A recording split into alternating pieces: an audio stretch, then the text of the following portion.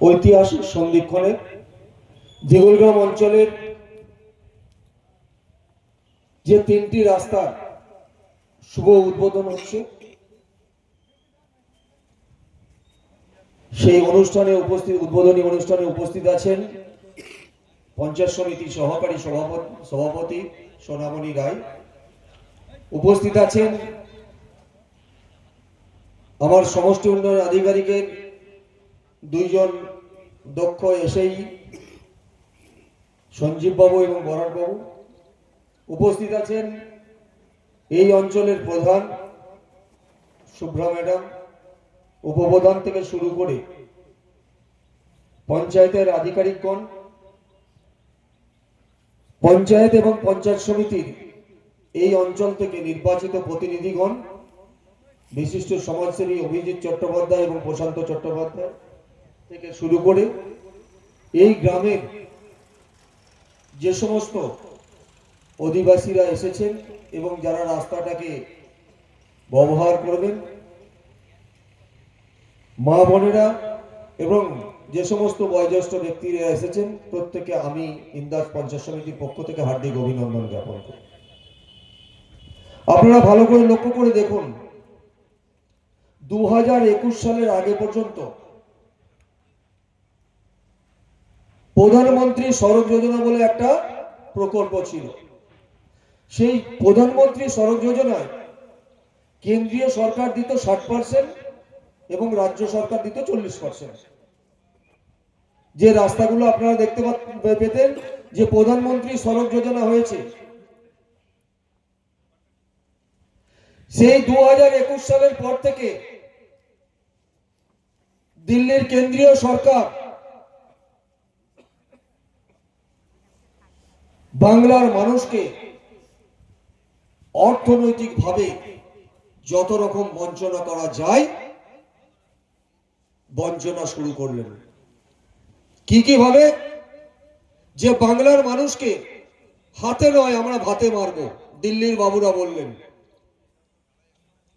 প্রধানমন্ত্রী সড়ক যোজনার পয়সা বন্ধ, বাংলা আবাস যোজনার পয়সা বন্ধ, আমাদের সাংবিধানিক অধিকার 100 দিনের কাজ সেটাও বন্ধ। কারণ দিল্লির জমিদারদের কাছে এই বাংলা তথা বাঙালিরা মাথা নত করেনি। বাঙালিরা তারা মেরুদণ্ড সোজা করেছে রেখেছে এবং তাদের বাড়ির মেয়ে, নিজের মেয়ে মমতা বন্দ্যোপাধ্যায়কে দুহাত ভরে আশীর্বাদ করেছে। এটা হচ্ছে বাংলা এবং বাঙালির অপরাধ। তাই মাননীয় মুখ্যমন্ত্রী মমতা বন্দ্যোপাধ্যায় বললেন যে আমরা দিল্লির বাবুদের কাছে মাথা নত আমরা করব না, কারণ বাঙালিরা মেরুদণ্ড সোজা রেখে চলে, কারো কাছে মাথা নত করে না। তাই তিনি এই যে প্রধানমন্ত্রী সড়ক যোজনা বন্ধ, সেটার জন্য তিনি একটা প্রকল্প নিয়ে এলেন। সেই প্রকল্পটার নাম হচ্ছে পথশ্রী ও রাস্তাশ্রী।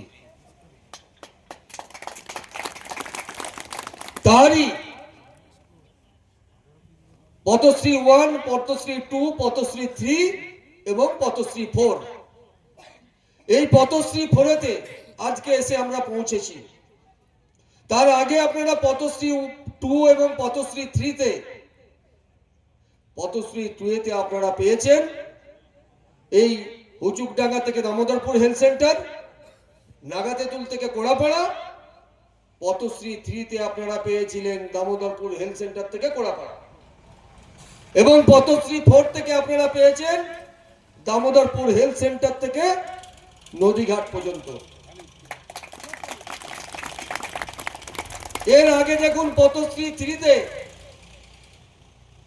কারণ মমতা বন্দ্যোপাধ্যায়ের আশীর্বাদের হাতটা সব থেকে বেশি।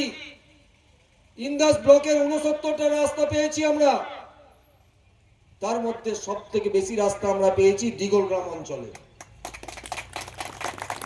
পথশ্রী 3-তে 69টা রাস্তার মধ্যে 10টা অঞ্চলে আমরা দিগল গ্রাম অঞ্চল 10টা রাস্তা পেয়েছিলাম। পথশ্রী 1, 2, 3, 4 করে এখনো পর্যন্ত মমতা বন্দ্যোপাধ্যায়ের আশীর্বাদ ইন্দাস ব্লকের প্রতি সব থেকে বেশি আছে। কারণ এইবারেও আমরা পথশ্রী 4-তে 39টা রাস্তা পেয়েছি, বাঁকুড়া জেলার মধ্যে দ্বিতীয় বৃহত্তম।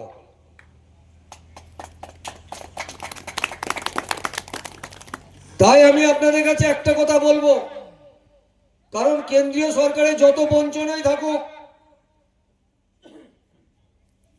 আপনারা জানেন যারা 100 দিনের কাজ করেছিলেন সেই 100 দিনের টাকা তারা কিন্তু বিগত দিনে পাননি।